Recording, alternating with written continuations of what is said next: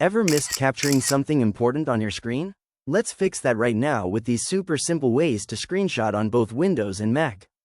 First up, Windows. The fastest way to screenshot your entire screen is by pressing the Print Screen key on your keyboard.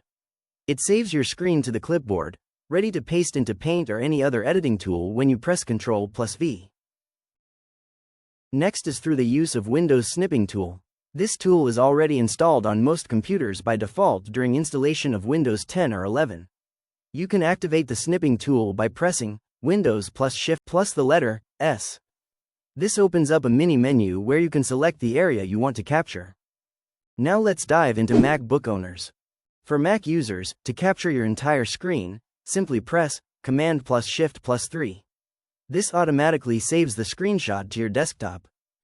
But if you need to capture just a part of your screen, just hit Command plus Shift plus 4, then drag to select the area you want.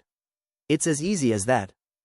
For a more advanced option on Mac, press Command plus Shift plus 5. This brings up a menu similar to Windows Snipping Tool, thereby letting you choose between capturing a specific window, the entire screen, or a selected portion. Now note for Windows, depending on your hardware, you may use the Windows key plus print screen key as a shortcut for print screen.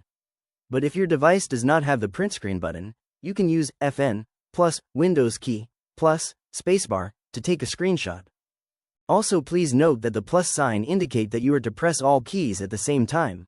Now you've got the tools to screenshot anything on your screen, whether you're on Windows or Mac.